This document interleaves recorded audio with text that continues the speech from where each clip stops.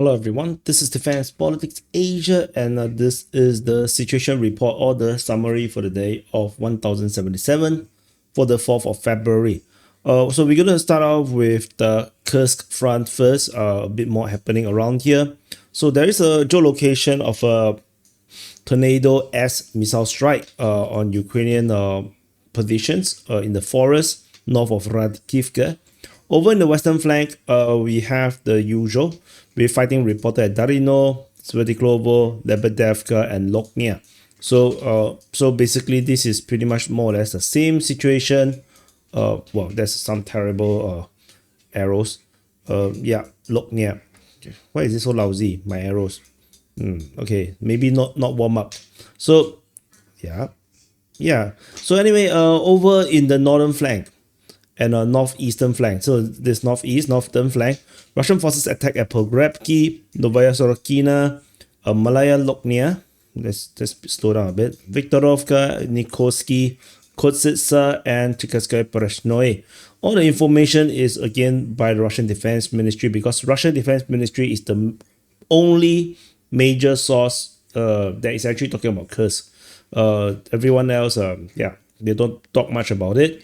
Geolocation of Ukrainian forces getting hit by FPV drone was noted in what is this place? Staraya Sorokina. And the fighting at Pogrebki does confirm that the Ukrainians still have presence at Pogrebki, so the mapping largely is correct that the Ukrainians do have positions up north. So but before I continue, I just want to note the intensity of the Russian offensive is just over the Kursk seems to have really permanently increased in the intensity since the 3rd of February. There's a lot of shelling reports all in the center, in this center line around here, with shelling reported at Jalashenka, Kazacha Loknia, Bogdanovka, Kubakin was mentioned, Zadilevka was mentioned, although I do not know if this is an offensive operation or if it's just shelling. High chance it is shelling. And there's also fighting reported at Yuzhny, or that could also be shelling. The Yuzhny is actually over here. Russian forces attack at Nikorsky, Moloknia. Potentially, of course, they could go down to Yuzhny, but of course, this could just be shelling, or they could attack Kotsitsa and then they hit down south from the other side of Kotsitsa. That's also possible. Pravda was also mentioned. Maybe this is shelling, maybe this is an attack over. We do not know. There's so much things that we do not know tentatively in terms of Kursk. So, I mean, this is all possibilities. Although this one in the south is definitely shelling because of previous geolocations of Ukrainian forces down near Martinovka. So, of course, Russian forces attack Chikatskoye Poroshnoi. So this is this area here. Another geolocation, yet another drone strike. This time now this is a Lancet. We haven't seen Lancet strikes videos much nowadays. So this is one rare one, hitting a tank. So Lancets are now usually used on targets much more in the rear positions. So with the Ukrainians slowly losing all their armored vehicles, their heavy weaponry, so yeah, we're going to see less of it for sure. So Martinovka was mentioned as well. So over in the Sudzha region, as I mentioned, the northern part is already mentioned. This is all possible shellings and probably not attacks. Zalichenka was also mentioned. And then there's fighting reported at Makhnovka. Ukrainians, based on Russian information, pro-Russian sources, they now acknowledge that the Ukrainians have retaken the rest of Makhnovka, which we have already reported days ago. Fighting is reported at Myrne, Sudzha, Gocharovka. Of course, this could also still be shelling reports, not necessarily be ground offensive. So that's about it in the Sudzha region. Although the Myrne one, it's hard to tell. Really, like nowadays, it's really hard to tell. But if the fact that they have so much shelling they can do might also suggest that maybe Ukrainians have sent in reinforcement into Kursk, trying to do something big. Maybe that's also a possibility that resulted in a ramping up of attacks in the rear positions. That's also a possibility. So something to watch out for is either the Russians have up the ante, or it could be the Ukrainians trying to plan something big and then attracted Russian attention. Then the Russians just increased their shelling into the rear positions. In the southern flank, we have fighting reported at Milovoye, Kurilovka, and Guevo. So that's about it. Generally, more or less the same situation. There's no change in terms of the southern flank. So that's all from the Kursk front. Over in the Kharkiv front, at the Kharkiv front, we have only at Voshchansk. So Voshchansk is the only one that we have any reports. Both Ukrainian and Russian Defense Ministry mentioned Voshchansk in their reports claiming Russian attacks. Although I would say this is probably just the usual, just maybe mortar shellings. It could be a FPV drone attacks. I don't think too much about it. This is a static line. Nothing much is going to happen here. All this cross-border attack at Okremivka did not happen again. The other one is over at, I think, Udi. This did not happen as well. So that confirms that these are just skirmishes. Over in the Voronezh front, big news. Over in the northern flank of the Voronezh front at Topoli, Russian forces confirmed to have a bridgehead across the Oskil River in the south of Topoli. So Ukrainian forces most likely have the town. So now I have to draw this. Maybe in the next update, the lines here will be much more detailed.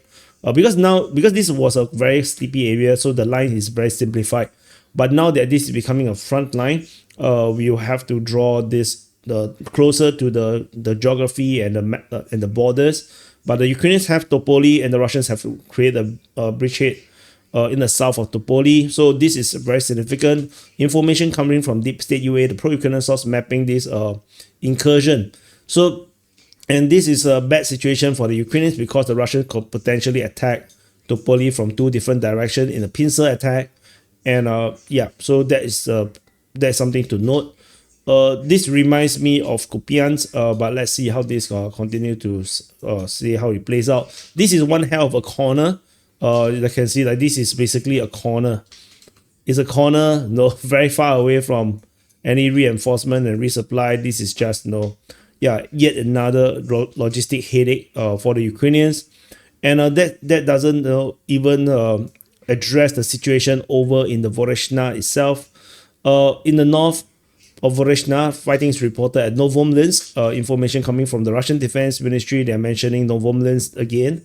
And in the south, there is some major updates. Ukrainian mapping finally have acknowledged the Russian advance in this sector. So over at Kalinove, all the way up to Zapadne, there is geolocation of Russian forces. So Russian forces confirmed to have entered Zapadne and is at nearly full capture. Ukrainian mapping extended the line all the way to Kalinove, and this basically acknowledged most of the Russian mapping and as well as the Russian Defense Ministry's claim of the capture of Kalinove. So according to the Ukrainian mapping information, they basically wrote it as advanced near Zapadne, Kindrashivka, and Topoli. So Kindrashivka is over here. So the Russians are definitely moving in the direction of that location as the Russians are trying to expand out of Kalinove as well as taking over Zapadne. So this front line is becoming more and more solid and more official, and definitely something the Ukrainians have to acknowledge that this is becoming a real problem. So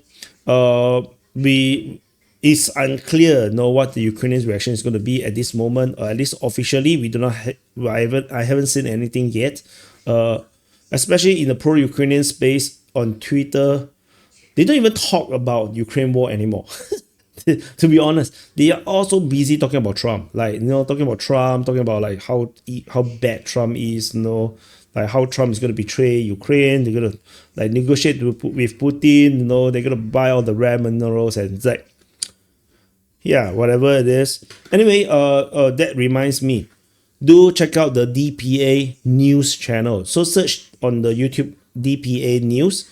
It's a separate channel from the main channel and the war channel. That's where I I record and upload and dump a lot of news reports and analysis on geopolitics. Because there is just way too many things to talk about. I need more airtime, so I have multiple channels. So it's a pretty new channel, so do subscribe over there if you like geopolitics. If you're not interested in geopolitics, then don't subscribe. Don't destroy the algorithm. Yeah, because it's bad if you subscribe, then YouTube show you the video, but you don't click on it. Yeah, it actually makes the video perform worse. Yeah, so that's why if you watch some channels, there is some talk about how Mr. Beast destroys YouTube channels by featuring them. So because once you got featured by a mega channel and then end up the rest, so a lot of people sub to you, but after that they don't watch your content because they only interested in Mr. Beast. Then your channel is dead. Like it's forever dead. Like it's real. It's a real problem. No, it's not a joke. So yeah. Anyway, over in the Kupian's front. At the Kupian's front, we have fighting reported at Kupian's. So let's go through the sources first. At Kupian's, Russian Defense Ministry reported that Petropavlivka is by the Ukrainians, Zagoryukivka is by the Russians, Pischani is by the Russians, Novoosinovo is by the Ukrainians. So all in all, we have fighting reported at Kupian's, Petropavlivka, Zagoryukivka, Pischani, and Novoosinovo. So that's the general situation, the strategic situation at Kupiansk, with geolocation by Crimea Caprice of FPV drone strike on artillery just off Kusherivka. So that is noted. So just a bit more on the format as well. I decided to come back to showing the sources because after some time I realized that some people didn't realize that I have sources for everything. I know the OGs, the original gangsters that have been following DPA, the DPA Army peeps. No, I used to go through all the sources, but yeah, but I think I have not been doing it for a long time, and some newer guys didn't realize. Yeah, so especially the pro-Ukrainian ones, from time to time I see they claim that I'm spouting Russian propaganda only for the information entirely is Ukrainian. So it's a bizarre situation, and it happened more than once. So like and also I just want to extend the video a bit longer. I feel like I have enough short videos that I think can satisfy some of you guys that have no patience. So I thought that SITREP should go back to its roots and really go through the sources. I think that helps to also increase the revenue, I feel, because I know some of you guys don't watch, you just listen, so you like my voice, and then yeah, so video is longer, so can hear my voice longer. Yeah, like I'm the kind of thick face. And over at there's reports of attack at Zagrizove. It's actually Zagrizovo, but Zagrizove. Over at Novokrylyakivka is by the Russians, Lozova is by the Ukrainians, Zeleniha is by the Russians. So the reports of this fighting in Borova front is largely over in the northern side, with the Russians continue to rain down towards the Ukrainians in the direction of Borova. The front line here is very bizarre because despite there's always fighting being reported here, like you can see just Zarizove, you can see that it's constant. The fighting is just almost constant, but there is almost always no frontline changes. There is a possibility that either Ukrainians are defending super well or this is becoming a kill box. Like the Ukrainians just keep feeding themselves into trying to hold the line in very disadvantageous positions, and then they got destroyed. And the Russians do not want to push up. I mean, this is always a major threat, and this only happens when one of the side, the weaker side or the defending side, or it don't have to be a defending side, but just one of the side that refuse to lose ground to trade space for time. Like in warfare, even in real-time strategy games, it's very, very important to trade trade space for time, or trade space for more advantageous buff, like advantage geography or whatnot. You don't fight in in gaming, like in real-time strategy, there are certain tiles that your troops are in that give you debuff that makes your fighters fight worse. And then usually you try to avoid fighting in those locations, and you try to lure the enemies into fighting at a worse tile. The problem with the Ukrainian strategy is that they try to defend every place, then they keep finding themselves in very disadvantageous position to defend, and they're just not good. Like that is just a very, very bad situation. And the Russians seems to usually, not always, but usually they will avoid fighting in the disadvantageous position. They tend to give up land and territory that if they feel like that's a terrible place to defend. Over in the Makiivka region, there is fighting reported at Nevsky, or the mapping now called Balka-Zuravka. This information is by the Russian Defense Ministry. Geolocation of Ukrainian forces getting hit by FPV drone at Novomihailivka. Currently, this is still pretty far away from the front line that we know of. It's around 5-6 kilometers away at least. So this is pretty far away. But like no, yeah, I mean, imagine a drone fly 5-6 kilometers. You take out your Google map and try to find from your location where is 5-6 kilometers away from your current place. It's actually super far away. It's ridiculous. So that makes me want to do it. Give me a second. Okay, I just did it myself on Google Maps to try to find out how far is 5-6 kilometers away from where I am right now. Yeah, it's shocking. It's actually stupid far. No, yeah, I cannot imagine of FPV drone flying that far, especially those with those cable, those fiber optics flying for 10 kilometers.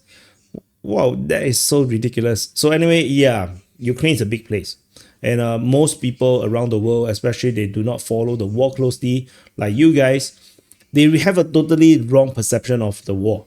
Right? They don't realize how big, how powerful Ukraine actually is, and how big of a risk Russia is taking by actually invading Ukraine. So no, yeah, and it's really bizarre. No, anyway, fighting is reported at Yampolivka, reported by both Russian and Ukrainian Defense Ministry, and at Dibrova is by the Ukrainian Defense Ministry. Yampil is mentioned to be shelled by the Russians. So the information is basically like this. And if you notice, there is really not much sources nowadays. The even Ryba, the pro-Russian source, don't really talk much about the Ukraine war anyway. Nowadays, like for them, it's so foregone conclusion that they are focusing more on just the geopolitics. There's just so much crazy things happening around the world. Ukraine war is like a backwater thing now. Like even on DPA side, it's the same thing. I'm spending a lot more effort on geopolitics now.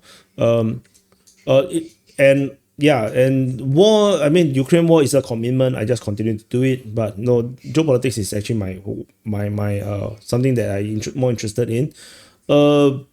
Yeah, it is what it is. I'll talk a bit more. Let's cover Siversk front first. At Siversk, we have fighting reported at Verkhovno-Knyazske, reported by the Russian source Ryba, whereas Russian Defense Ministry mentioned Ivano-Darevka. So there is fighting reported in these regions. And frontline changes was noted due to geolocation of Russian forces in the northeast of Verkhovno-Knyazske.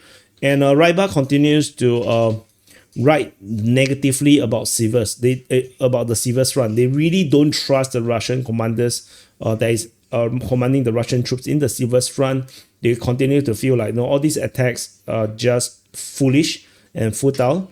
So that's what it is. So we move on.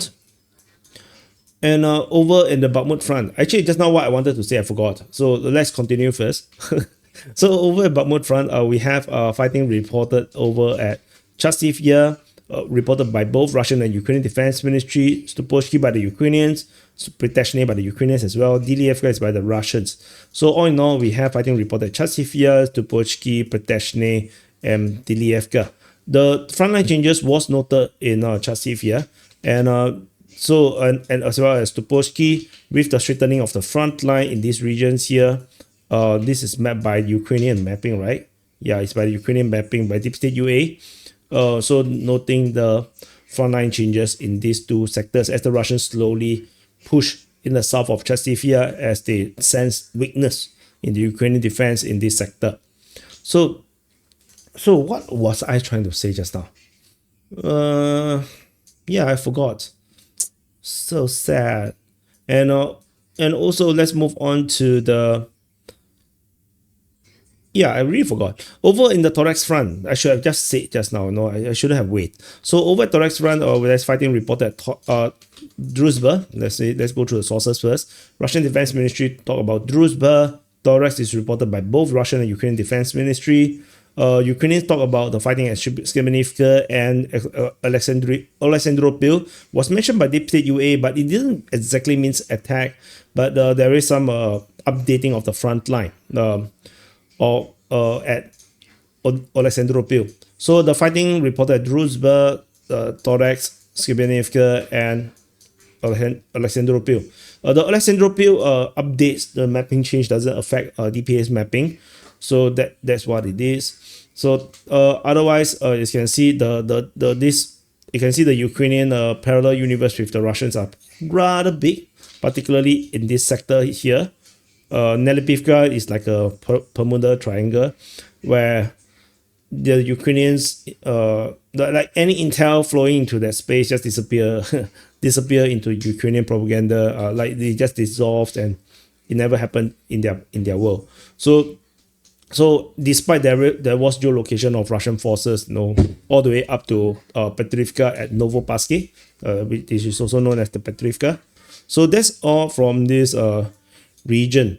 I think I was talking about the geopolitics. Oh yeah, I want to say, I saw comments, people say that no, you better stick to just doing war reporting. You do not know geopolitics, you do not know politics, stick to war reporting.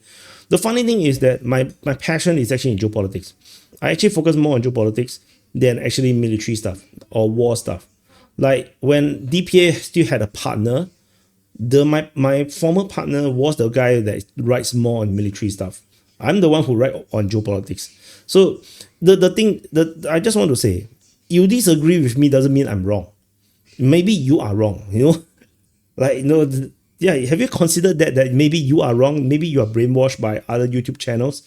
I find it very irritating someone tell me to go and watch other channels, be it Duran, be it the New Atlas, like to learn from them. It's like, what the hell are you talking about? Like, everyone is the same. We are just all human beings.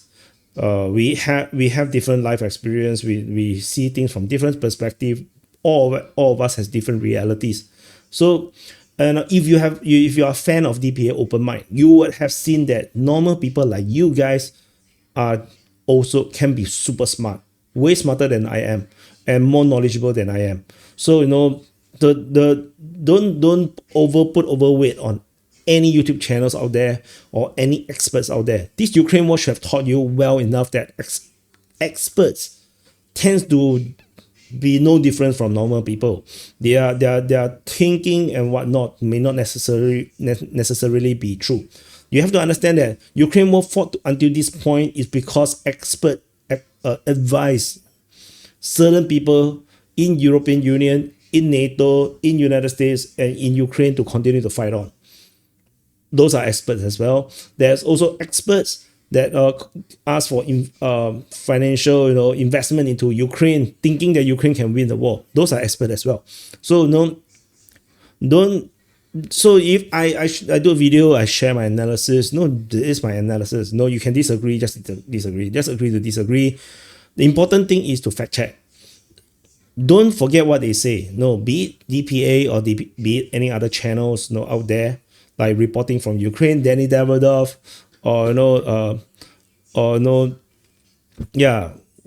whatever out there. Remember what they say. Fact check them in a few months. Or alternatively, you can just watch their videos. That don't watch their latest videos. Watch the videos from 1 month ago, and then you can see whether they are clowns or are they really know what they're talking about. So similarly, fact check me. You just go and watch my, let's say for example, Palestine-Israel issue. You can watch the videos I made, the first 3 videos regarding the October 7th, where the war just broke out. See what I said, and see how much what I said have been correct or wrong. So just it is what it is. So anyway, fighting reporter at Baranievka was mentioned by the Russian Defense Ministry. Sorry for ranting so much. I just thought that I should rant before the end of the video. So I thought that maybe you guys will hear it, because when I rant at the end, maybe nobody will hear it. So that also reminds me, press the like and subscribe. Press like and subscribe is very important because YouTube algorithm is evil now. Actually, they have always been evil, but yeah, they only push bigger channels. So help to subscribe. And also Ukrainian Defense Ministry mentioned Myro-Lvivka. So in the northern flank of Pokrovsk front, the fighting has pretty much died down by quite a bit. This is very minimal fighting. So that's all from this northern flank. moving into the Milnohrad sector, we only have a fighting reported at Lysivka and over towards Pokrov. Interestingly, Promin was not mentioned. No, Zeleny was not mentioned. Novoukrainka is not mentioned. Like suddenly you just went super quiet. Why am I blur? Yeah, no, not sharper. So over in the Pokrov sector of the Pokrov front, there is fighting reported towards Pokrov, as mentioned earlier. There is some frontline change over at Pischane, where the Ukrainians made some advance. I will not talk about it a little bit later. Fighting is reported at Kotline, Uzdashne, Uspenivka, and Novo-Alexandrivka, which I see I forgot to show you the sources. Russian Defense Ministry mentioned Pokrov. Kotline was mentioned by both Russian and Ukrainian Defense Ministry. Udashne is by Russian and Ukrainian Defense Ministry. Uspenivka by the Russian and Ukrainian Defense Ministry. And Novo-Alexandrivka is by the Russian Defense Ministry. And at Pischane, the Ukrainians have drove a armored vehicle, a Bradley, into the town, which clearly the Russians do not have a very firm control yet. And this leads to capture. However, this Bradley was hit by FPV drone. The FPV basically flew into the Bradley itself because the rear door was open. So this definitely doesn't end well. I think the Bradley will still be drivable. Because I think the driver's seat should be separated from the compartment where they carry passengers. So yeah, should be positive in that sense. Over in the southern flank, we have fighting reported at Nedievka by the Ukrainian mapping, Deep State UA, and Yasinove was reported to have fighting by the Russian Defense Ministry. The frontline changes here is pretty extensive because of Deep State UA's mapping. The Ukrainians mapped that the Russians have advanced in the south of Nedievka, as well as all the way to Strypne. The entire southeast, the eastern part of Strypne is now under Russian control, as well as the entire tree line on the eastern outskirts of Strypne is taken by the Russians. The Ukrainians have been geolocated eastern outskirt of Nedievka, northeastern outskirt, leading to a slight frontline change in that sense. However, in the Ukrainian mapping, this geolocation part is mapped as Russian control. But for me, the geolocation take precedence for now, at least for this part, so the Ukrainians have some advance, some captures around here. So let's move on away from this sector. Oh, there's also Yasinove. Yeah, it's mentioned. I already mentioned actually. So over at Andriivka. So at the Andriivka front, we have fighting reported at Andriivka by the Russian and Ukrainian Defense Ministry. They both mentioned it. At Dashne was mentioned by Ryba as well, as Ryba was focusing on the attention about Yantarne, which was mentioned by the Russian Defense Ministry, and Sukiali, a northern part of Sukiali, which actually encompasses Yantarne. And Zelenivka was mentioned by the Ukrainian and Russian Defense Ministry to be fighting. Rozliv, similar, including Ryba and Bahatir, only by the Russian Defense Ministry. So all in all, we had the fighting reported at Andriivka, Dashne. There's some frontline change at Dashne, which I'll zoom in a bit.